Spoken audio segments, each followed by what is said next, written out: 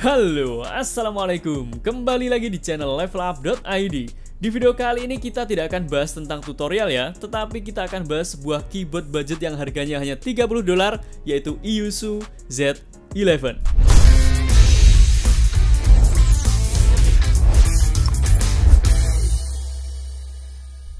Sebelumnya terima kasih kepada BZ Future yang mengirimkan sebuah keyboard ke kami yang nanti akan kita coba dan kita tes di video kali ini. Kalau kalian sedang mencari peripheral gaming mulai dari keyboard, headset, kursi gaming, atau barang-barang yang lain yang harganya terjangkau, kalian bisa cek di website bzfuture.com. Dan salah satunya adalah keyboard yang akan kita bahas di video kali ini, yaitu Iyusu Z11. Cara untuk belinya kalian tinggal beli buy now, lalu kalian bisa login menggunakan akun Google atau akun Facebook kalian.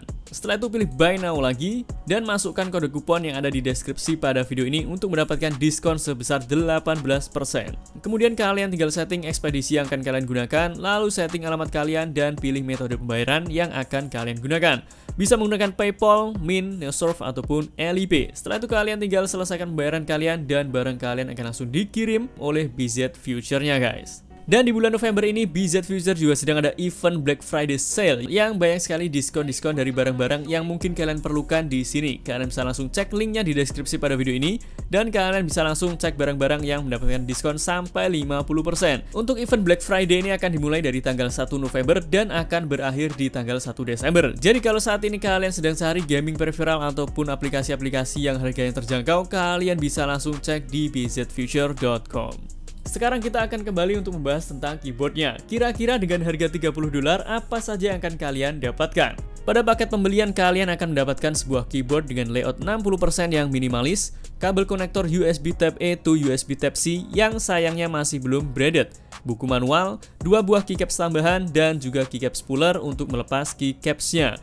Untuk keyboardnya sendiri, frame di bagian bawah menggunakan bahan plastik yang solid dan tidak terasa murahan. Ada standnya juga di bagian depan yang bisa kalian gunakan agar posisi saat menggunakannya lebih ergonomis lagi. Ada juga rubber fit yang cukup kuat untuk membuat keyboard ini tidak bergeser saat kalian gunakan. Bagian atasnya sudah menggunakan frame metal dan keycapsnya menurut informasi yang kami dapatkan menggunakan bahan PBT dan sudah double injection yang tidak akan tembus dengan backlit-nya, dan pastinya huruf yang ada di keycap ini tidak akan hilang atau pudar walaupun kalian gunakan dalam jangka yang panjang. Untuk total key-nya sendiri ada 61 key dan kalian bisa lihat row key-nya menjadi satu dengan tombol ASWD, jadi masih belum independen. Begitupun dengan tombol-tombol lainnya, misal seperti F1 sampai F12 juga menjadi satu dengan numpad-nya. Jadi kalau kalian ingin gunakan tombolnya, kalian harus kombinasikan dengan tombol FN yang ada di keyboard ini guys. Untuk font yang digunakan di keycapsnya sendiri kami kurang suka ya, karena kelihatan terlalu gaming. Tapi kembali ke selera, kalau kalian lebih suka font seperti apa, silahkan komen di bawah. Dan kalau kalian perhatikan, backlit di keyboard ini tidak berubah-ubah ya, karena memang yang dikirimkan ke kami ini versi single light, jadi masih belum RGB. Kalau kalian lebih suka yang RGB juga ada, tinggal sesuaikan dengan pilihan kalian. Tetapi dengan backlit warna kuning yang dikombinasikan dengan keycaps warna hitam dan juga abu-abu seperti ini, menurut kami ini menjadi kombinasi yang sangat keren. Backlit-nya sendiri bisa kalian setting, mulai dari brightness-nya kalian bisa setting dengan pencet FN2 dan juga tombol min atau tombol plus sampai dengan 5 level. Kalian juga bisa setting mode dari backlit-nya sampai dengan 18 mode dengan pencet tombol FN2 plus tombol 9.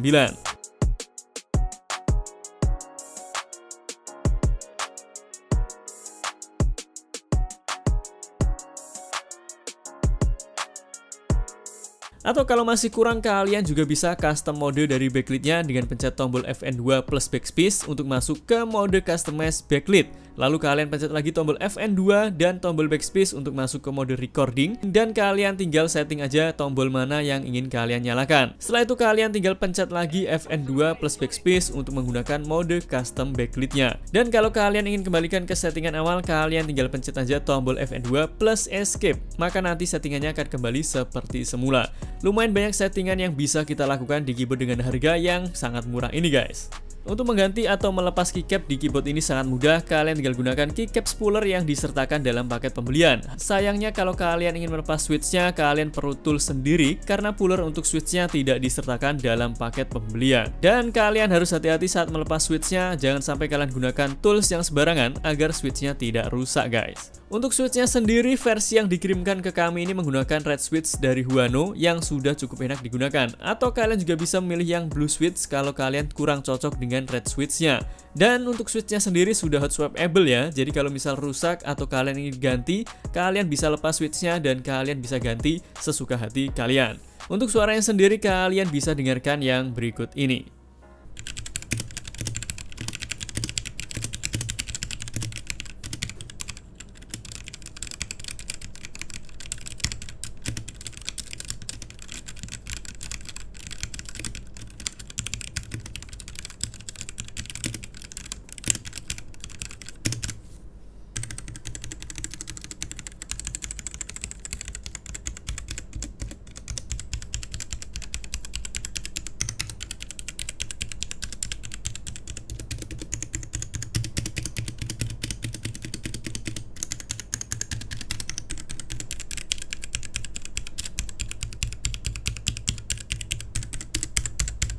Untuk performanya sendiri, karena keyboard ini menggunakan kabel, jadi pasti tidak ada delay yang akan sangat cocok kalian gunakan untuk main game ataupun untuk mengetik. Sekarang kita akan langsung coba aja gunakan keyboard ini untuk bermain game dan kira-kira gimana experience-nya, apakah enak atau tidak.